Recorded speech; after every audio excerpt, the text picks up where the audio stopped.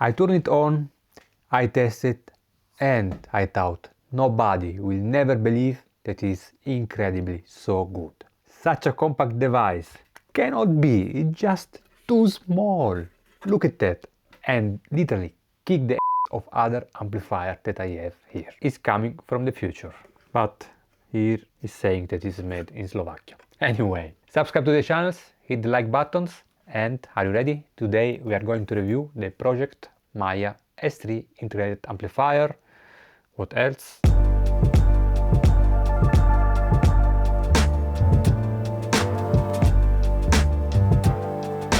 MaiA stands for My Audiophile Integrated Amplifier. It's available in two finishes and the size is ultra compact. Pro-Ject claims that the designs behind MaiA is a super sounds of low power amp, like the NED 3020 or Musicat Fidelity A1. All these products are rated for 25 watt at 8 ohms, so perfect for small, medium-sized room with, for example, bookshelf speaker. And I think also most of you understood that with 10 watt you already can play really loud in a medium small size room. Actually, I have a Macintosh MC312 and I'm typically around 10 watt, something like that.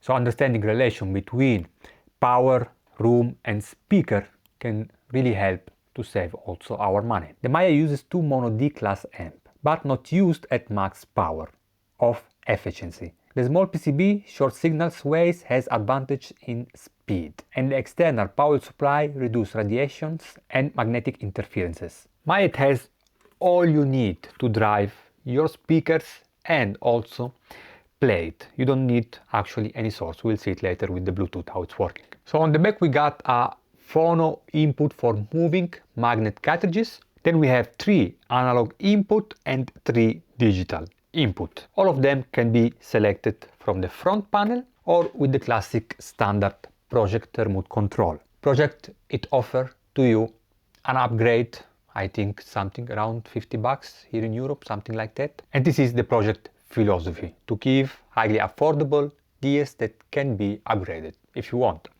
But something positive is that with one remote control actually we'll be able to remote the integrated amplifier and the CD player.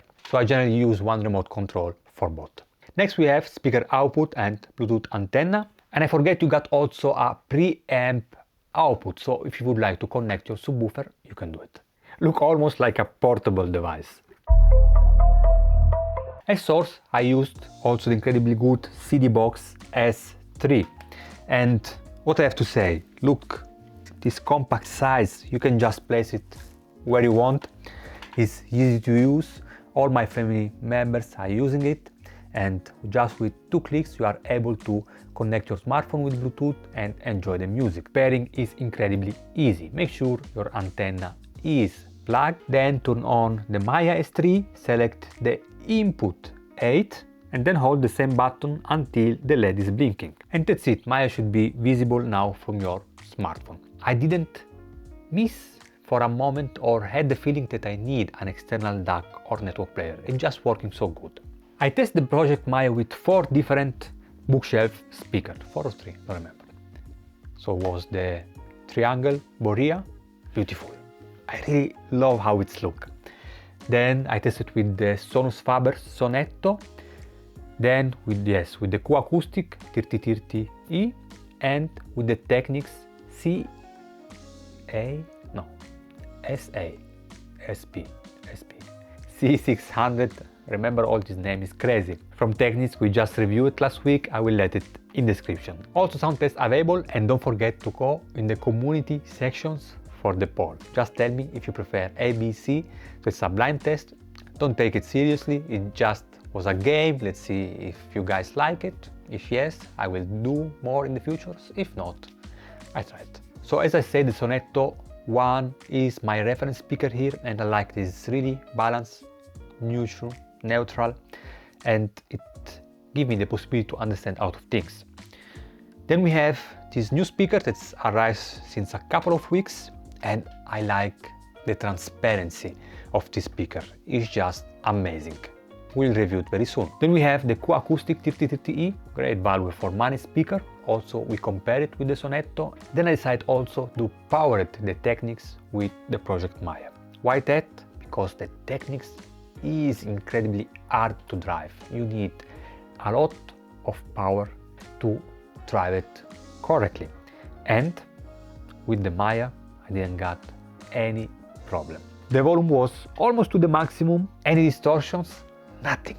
It was just loud and was great. So this is an amplifier that can drive really any type of speaker. So how it sounds? We spoke already that it's transparent, ultra clean, is smooth, but it's also very natural and neutral. It doesn't add nothing to the source and is doing what every amplifier should do. It's incredibly pleasant and absolutely not fatigue. I listened for it for hours and hours, absolutely any problem. That's something really important. It doesn't present any colorations in the frequency range, nothing that I noticed it. I thought in the beginning that voices could be just slightly in your face, never in your face, but slightly forwarded. But then I played on the speaker tone and positions and the soundstage was really deep. So it's definitely incredibly balanced and neutral. There is one track that I really enjoyed in a special way from FKJ. Beautiful song. After the piano intro there is this cicadas effect and I could, for the first times in a highly affordable setup like that, feel all the room full of these insects, how do you call it? Anyway, and was really like a Dolby Atmos effect. I was impressed, shocked. Then same track, after 1 minute you have a lot of sub-bass content. MaiA S3 didn't have any problem to handle with authority any speaker. So I moved to the headphones output without any expectations. I say, let's see how it's playing, because last time we reviewed the Technics was incredibly fail. But here, wow, I was shocked. First test I did it with the hifi Editions XS. Transparency, strong imaging and a solid dynamic. Everything was incredibly vividly and alive. Then I moved to Dan Clark Ions. I say, okay, you are able to drive the Editions XS, try to drive the Dan Clark Ions. Very hard to drive because you need out of current. They have a very low impedance. And absolutely any problem. Wow, that's not possible. It's rated with only 75 milliwatt and is able to drive the Ions without any problem. And that's impressed me really so much. Not only because it was able to drive planar magnetics without any problem, but also because it was sound really good. And on the planar magnetic was slightly boomy, something that let me understand that probably there was colorations on the bass. So I moved to the 800S. Voices and instruments still ultra clear and clean, because the 800S is analytic headphones, but this time's plentiful and really enjoyable. And wait a moment, bass was incredibly deep and finally warm. So actually I was looking for these warm sounds on the 800S with many amplifiers and find it on integrated amplifiers. I can't believe it. So I was really satisfied because the sounds was really enjoyable. And yes, definitely there is colorations in the bass and I like it. And it's amazing that can drive headphones like that, but I have actually a suggestions for you if you want to go with highly affordable in beautiful quality headphones. hifi Sundar. With the MaiA, just a ultra affordable, beautiful setup. And we will review it soon in comparison with the Editions XS. So I love that you can have a warm bass, still conserving the analytic sounds for voices and instruments, and with natural treble that is never fatigue. It's actually become my favorite late night headphones amplifier. Before I always use portable DACs, but now I have many systems here. This is highlighted on one system, I call it warm-up hi-fi systems, where I let speaker to do a little bit of break-ins before test it here. And now I have also this amplifier there, so sometimes I just relax there. So the Phono I tested connected with the turntables from Organ Audio, the review coming soon, the TT4 entry level, that I will actually not call it an entry level because it has features like VTA adjustments that in this price range is really hard to find it. Anyway, review coming soon. I got slightly noise coming from the speaker, so I start to play a little bit with cables, moving cables, batters, but really interesting when I move the integrated amplifiers from left to right, I really improve the noise coming out through the speakers. So I discovered something new. So if you have such a problem, I hope that this can help. Phono is always something really sensitive. For example, one time I remember that I was watching a review of the Rotel A11 after I reviewed it, and I don't remember who did it was a long time ago. Anyway, he was speaking about noise problems on the Rotel A11. Something that sounds strange to me because with the Rotel A11 I never had any noise problem with the Phono Stage. So Phono unfortunately is like that. You have to be careful on cable positions, so speaker cables far away from power cables and all this stuff. Try to move the positions, and I hope that this can help. So how it sounds? Probably I arrived to the Phono Stage with a lot of expectations, right? Because the headphones output was already a killer, I love it. The power stage of the integrated amplifier is superb. So I arrived with a lot of expectations and was, it's okay. It's enjoyable, it's about to have a good musicality and a good tonal balance for a correct and adequate records reproductions out of the box. But definitely the performance of MaiA 3 can be improved adding an external, also highly affordable Phono amplifier. We are going to test 3 coming really soon, and there I will do also a sound test comparison, so you can just test it.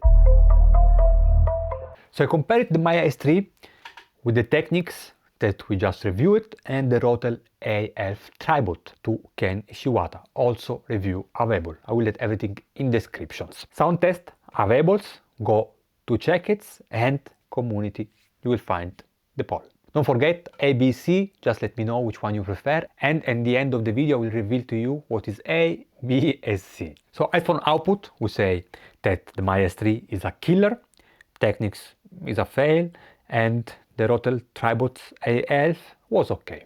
What about CD and Bluetooth reproductions? Well, here also MaiA is my pick, but let me break it down.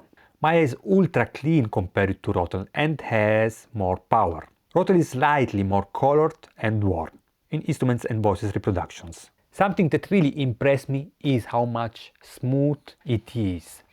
Moving from MaiA to the Technics is just slow. And it really reminds me when you're driving a car and you forget to release your handbrake. So it has a transient response that is absolutely superb. Something that I noticed especially in classic music, and this is coming directly from the sound test. That's why I also like to do sound tests, because you can just jump to the sound test and hey, he's speaking about these songs without go check song. It's there. I did everything for you.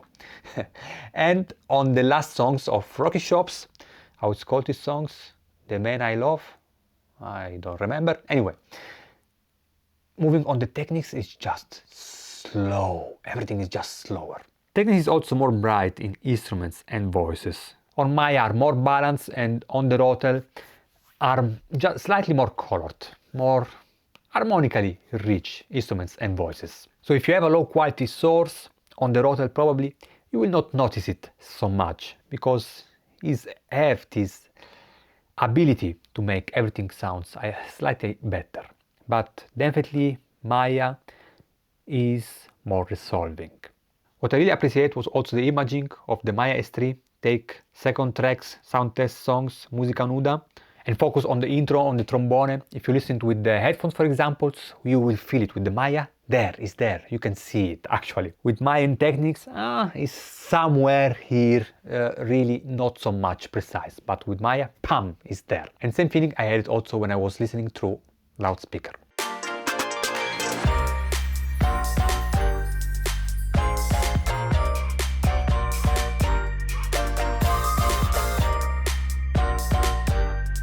So what I like from these setups? So first things, of course, the compact size. Look at that.